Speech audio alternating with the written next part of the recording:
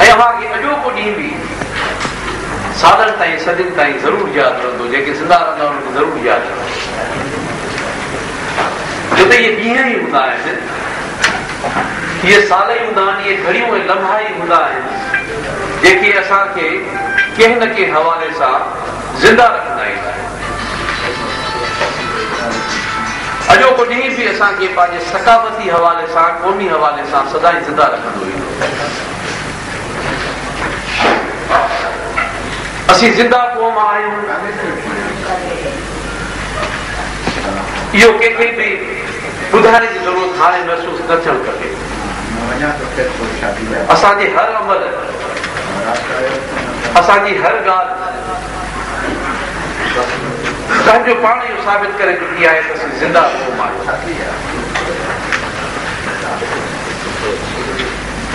अवां ॾिसंदो त तारीख़ में जेके शयूं अव्हांखे ज़िंदा रखण लाइ मौजूदु आहिनि उहे अॼु वरी जीअं थी पयूं आहिनि। ऐं सभ खां अहम ॻाल्हि हुन में इहा आहे त असीं हिकु आहियूं, असां में ॿधी आहे, असीं मोहबत कयूं था। असां उन्हनि सां बि मोहबत कयूं था जेके असां सां नफ़रत जो इज़हार कनि था। असीं उन्हनि जा बि थोराइता थियूं था, जीअं साईं वारनि चयो, शम्स साबिर चयो ऐं खलील साहब चयो, उन्हनि माण्हुनि जा बि थोराइता थियूं था जेके असांजी सकाफ़त, असांजी तारीख़, असांजे हुअण ते एतिराज़ कनि था। इहा ई शइ आहे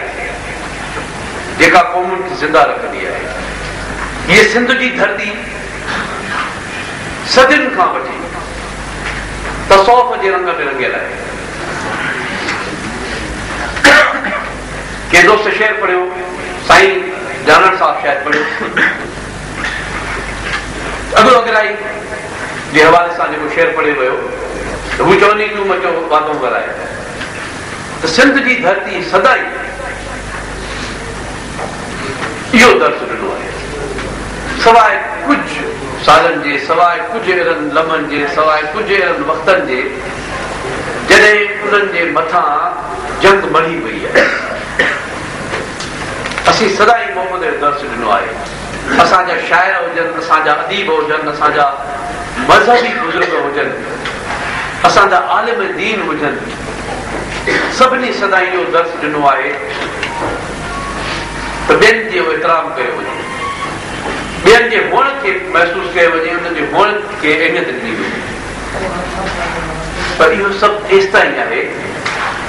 जेसि ताईं अव्हांजो वजूद ख़तरे में नथो अचे। अव्हांजो वजूद जॾहिं ख़तरे में अचे थो त लतीफ़ साईं जहिड़ो माण्हू बि उनजो हामी थी वञे थो त विड़ भाड़ा हण भाड़ा विड़ भाड़ थिए, ॾाढी धार मठा। असीं ॾिसूं था त सिंध ते सदियुनि ताईं धारियुनि जी हुकूमत रही, हिक ॿिए पुठियां अलाए केतिरा माण्हू हमलावर थी आया, अरगून, तुरखान, मुगल, पोर्चुगीज़, पठान, उहे सभु आया, असांजो इल्मु अदब लाइब्रेरियूं तबाह कंदा रहिया। शिकापुर कंधार जो ॾिसो थी वियो, तारीख़ जी बेरहमी ॾिसो, शिकापुर कंधार जो ॾिसो हुयो पठाननि जे करे। पर वरी सिंध जी अज़मत ॾिसो, सिंध जी धरती जी अज़मत ॾिसो, उहे ई पठान जेके शिकारपुर में धारिया थी आया हुआ, हमलावर थी आया हुआ, हींअर सिंध जो हिसो आहे। हू असां खां, तव्हां खां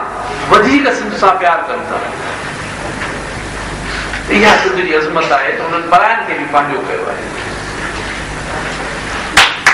पर आलिम, अदीब, दानिश्वर ऐं शाइर उहे सदा हिन ॻाल्हि जो दर्स ॾींदा आहिनि त विड़ो न, पर जेकॾहिं अव्हांखे भेट ते मजबूर कयो वञे, अव्हांजी ॿोली, अव्हांजी सकाफ़त, अव्हांजी तारीख़, अव्हांजी धरती ॾुखी सूरत हाल में अचे त हिकु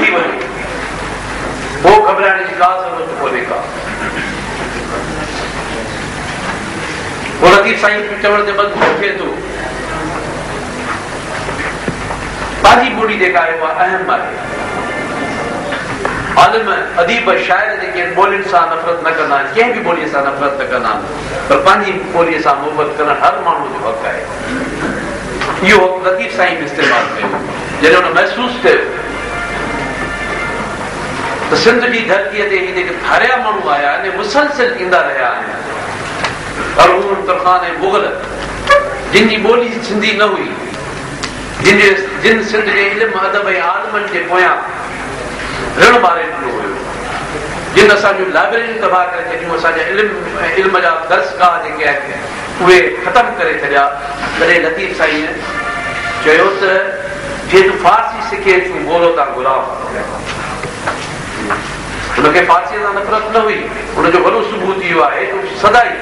पाण सां गॾु मौलाना जलालुद्दीन रूमीअ जी मसनवी खणंदो जेका हुनजे मुताले रहंदी ईंदी हुई टे शयूं हमेशह लतीफ़ साईं सां गॾु हूंदियूं क़ुरान शरीफ़ जो नुस्ख़ो शाह करीम जो कलाम जेको हुनजो तड़ ॾाढो हुयो ऐं मौलाना जलालुद्दीन रूमी जो कलाम जेका हू तमामु घणो मुताले ऐं उहो जलालुद्दीन रूमीअ जो जी मसनवी जेका आहे जेको कलाम हुयो उहो बि फारसीअ में माना त हुनखे फारसीअ सां का चिड़ कोन हुई का नफ़रत कोन हुई पर हुन ॾिठो त इहे फारसी ॻाल्हाइण वारा माण्हू जेके धारिया आहिनि ऐं धारिया हुजण जो बि हुन क़बूल कयो पए पर हुननि जेको धारे हूंदे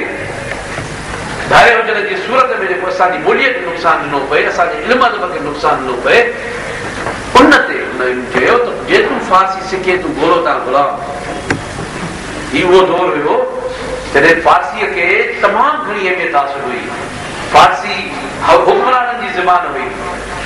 ऐं असांजो आम माण्हू बि हुननि जी ख़ुशामद में पूरो हुयो उन्हनि जी ॿोली ॻाल्हाइण में पूरो ईअं ई जीअं अंग्रेज़नि जे दौर में असांजा माण्हू सुठा कमीज़ ते टाई पाए घुमंदा वठंदा हुआ सिर्फ़ु हुननि खे ख़ुशि करण लाइ सभु माण्हू न चंद माण्हू जेके पंहिंजी क़ौमुनि ते टिको हूंदा आहिनि अहिड़ा माण्हू जेके अंग्रेज़नि खे ख़ुशि करण लाइ कंदा रहिया ईअं ई फारसी ॿारनि खे फारसी ॻाल्हाइण वारनि माण्हुनि खे ख़ुशि करण जे लाइ बि अहिड़ा माण्हू मौजूदु हुआ जिन खे रोकण जे लाइ लतीफ़ साईं सोचियो त जेकॾहिं हाणे इहो थियो त पोइ हीअ असांजी ॿोली न रहंदी हीअ असांजो इल्मु अदब न रहंदो ऐं उन दौर में जॾहिं शाइर उन दौर में ॿिया बि हुया लतीफ़ अकेलो शाइर कोन हो पंहिंजे वक़्त जो बेशुमार शाइर हुआ वॾा आलिम अकाबर शाइर हुआ जिन फारसी अरबीअ में शाइरी कई पई सिंधीअ में कोन कई सबब इहो छो त हुनखे ख़बर हुई त फारसीअ में शेर चवण सां मरातूं मिलंदियूं जागीरूं मिलंदियूं वॾा वॾा उहिदा मिलंदा हुक्मरान सां वेझलाइप थींदी दरबार जी वेझो थींदासीं हुन दरबारी कल्चर जी ख़िलाफ़ मुखालफ़त कई लतीफ़ साईं हुन चयो त पंहिंजी ॿोली भई पंहिंजी ॿोली तॾहिं थी सघे थी जॾहिं ॿिए ॿोलीअ जो जेका इस्तेसारी ॿोली आहे